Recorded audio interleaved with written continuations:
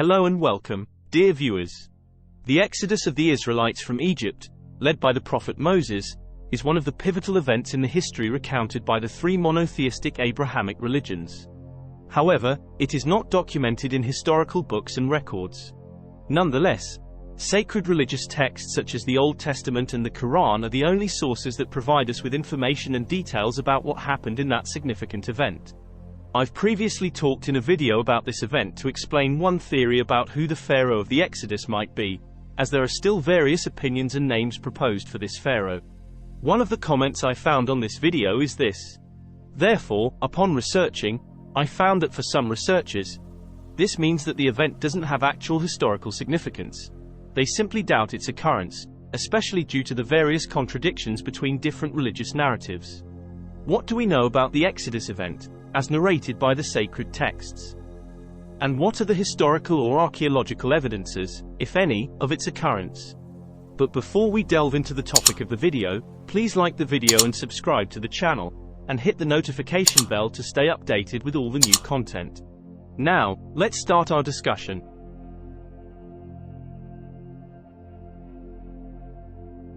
First of all, let us ask, how do contemporary historians view the Exodus event? Initially, Egyptology and ancient archaeology take an extremely cautious and skeptical stance towards the sacred biblical and Quranic texts that narrate the events of the Israelites' exodus from Egypt. Ancient history scholars typically emphasize that ancient documents make no mention of the Exodus event. Therefore, most researchers agree that the long years of Jewish enslavement in Egypt, followed by the story of their escape led by the prophet Moses through the Red Sea, their 40-year sojourn known as the years of wandering in the Sinai desert, the covenant made by the Lord with the Jewish people on Mount Sinai, and their eventual arrival at the Promised Land, are nothing more than a myth. With no evidence in Egyptology indicating the reality of the Exodus story, they assert that it is a myth fabricated, formulated, and written over centuries to be believed by the Jewish people. For example, Thomas Romer, a researcher in Hebrew Bible studies and a professor at the Collège de France and the University of Lausanne, asserts that the Exodus story did not actually happen, but it is also not merely a creation of someone sitting behind a desk, as he puts it. He also states that the events were compiled to construct a legend that might somehow be linked to some historical events. Romer emphasizes that several historical evidences prove that the commonly circulated story of Passover does not align with many findings of archaeological research. Among these discrepancies is the Bible's error in chronological and geopolitical sequencing in the Levant. According to the researcher, debate has always revolved around the timing of the Exodus. According to the story recounted in the Torah, Moses was supposed to lead the Israelites out of Egypt at some point in the Late Bronze Age, between the 15th and 13th centuries BCE. He also mentions that the complication lies in the fact that this period was the golden age of the Egyptian kingdom, during which the pharaohs extended their power over vast territories, including the Promised Land. During this period, Egypt's control over all of Canaan was complete, as evidenced, for example, by the Amarna letters, an archive containing correspondences between the Egyptian pharaoh and his colonial empire during the 14th century BCE. Additionally, Israel shows traces of Egyptian occupation during this period, from a massive fortress in Jaffa to the few remnants of the Sphinx discovered in the Hazar area in 2013. Thus, Romer sees that even if a large group of people managed to escape from the Nile Delta and reach Sinai, they still face the challenge of confronting Egypt's power for the remainder of their journey until reaching the Promised Land, something the Bible does not explain how it happened. There are also Jewish archaeologists who say that the exodus of the prophet Moses and the Israelites from Egypt is a legend concocted for political purposes, and that the history of human settlement in the years of wandering in Sinai did not begin until the 7th century BCE. This conclusion turns the Israeli narratives upside down. Israel Finkelstein, a professor at Tel Aviv University described as one of the leading archaeologists in biblical studies in Israel, asserts that the Exodus story in the Bible does not reflect the underlying truth that Canaan was under Egypt's control, but rather affirms that it was a province inhabited by Egyptian administrators. He further explains that the reason for this misconception is that the Exodus story was written centuries after its alleged events, at a time when the Egyptian empire in Canaan had long collapsed and been forgotten. According to Finkelstein, archaeologists have not found any evidence of the passage of a large group of people, numbering up to 600,000 families according to the Book of Exodus. He adds that most scholars believe that the authors of the Bible did not clearly realize that the locations they were describing in the Exodus story did not exist during the period when they were composing the story. Therefore, most scholars agree that the Exodus story reflects the long-term relationship between Egypt and the Levant, which extended for thousands of years, where people from Canaan periodically sought refuge in Egypt, especially during times of conflict, drought, or famine, as Jacob and his family did in the book of Genesis. He confirms that some of these immigrants were indeed recruited as laborers by ancient Egyptians, but he adds that others were soldiers, shepherds, farmers, or merchants, emphasizing that during the Late Bronze Age period, a few of these individuals with roots from the Levant attained high positions, serving as advisors or ministers to the pharaohs and appearing prominently in Egyptian texts. Israeli archaeologist Z.F. Herzog asserts that the Jews were definitely in Israel 3,000 years ago, but they did not come from Egypt. He states that since 1948, through intensive excavations in the land of Israel, archaeologists have reached a terrifying conclusion that the Jewish narrative was not as portrayed. He adds that the patriarchs' deeds are nothing more than myths, emphasizing that the Jews did not pass through Egypt, nor did they arrive in the land from Egypt. According to Herzog, Israeli archaeology has not found evidence of the Davidic and Solomonian empires' existence, and he insists that they did not occupy this land. Archaeologist Michel Hobink says that archaeology in Israel is a discipline charged with expectations. Since the 19th century, excavations have been conducted to find tangible evidence about the history of the Jewish people as depicted in the Torah. However, after a century, excavations have not found any evidence confirming this history. On the contrary, evidence points in the opposite direction, and the majority of archaeologists agree that most Torah stories did not actually happen and should be considered mere myths. The main reason most archaeologists are not convinced of the historical truth of the Exodus story, as depicted in the Torah, is the complete absence of any indication of the existence of the Israelites among ancient Egyptians.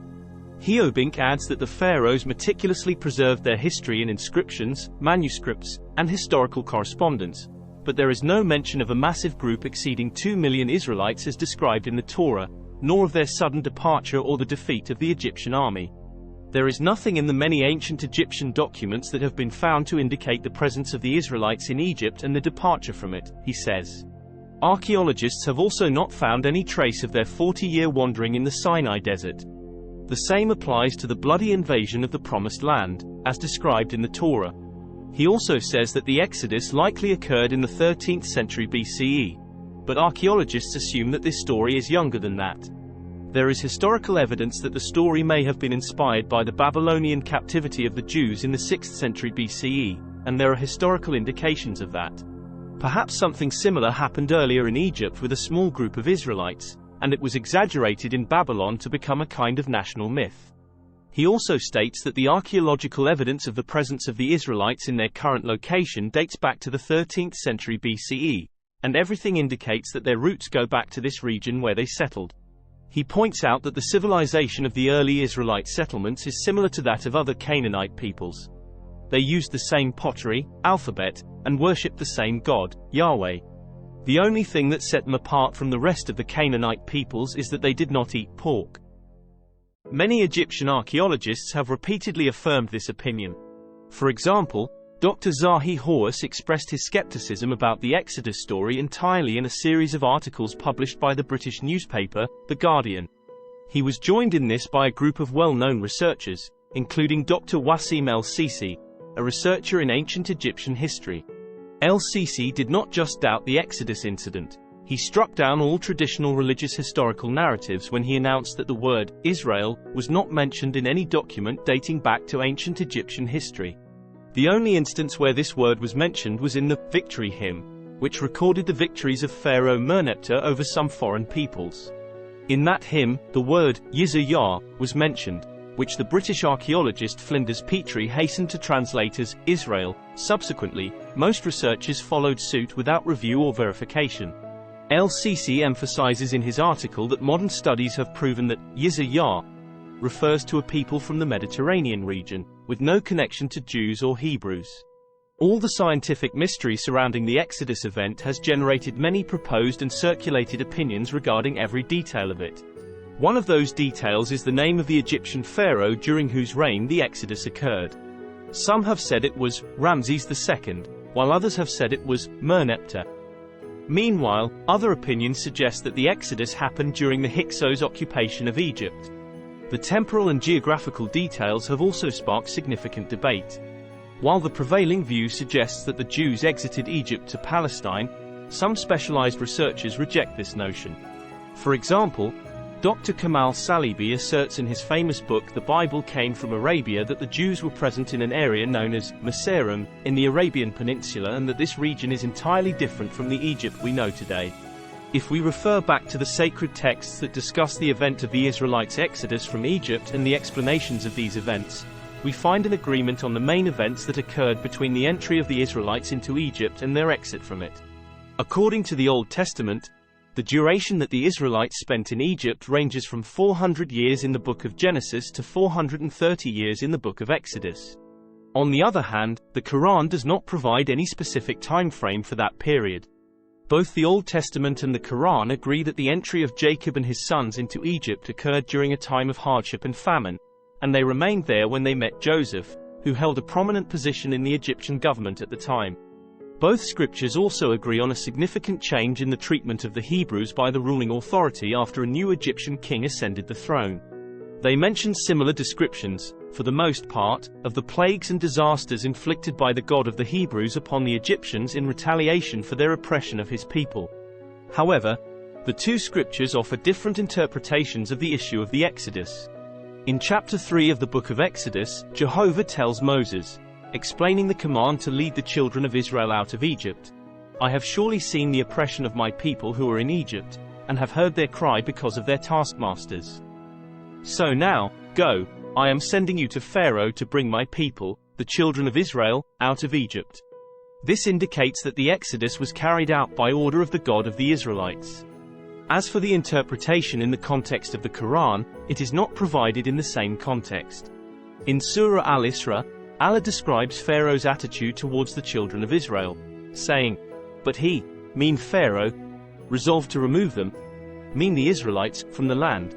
But we drowned him and those with him altogether." Surah Al-Isra 17-103. When we refer to the writings of Muslim scholars, we find that most of them agree that the intended meaning of to remove or to expel here is the act of driving the Israelites out of Egypt. Thus, Pharaoh is the one who sought to expel the Hebrews from Egypt. However, this interpretation contradicts verse 105 in Surah Al-Araf, where Prophet Moses explicitly asks Pharaoh to let the children of Israel go with him.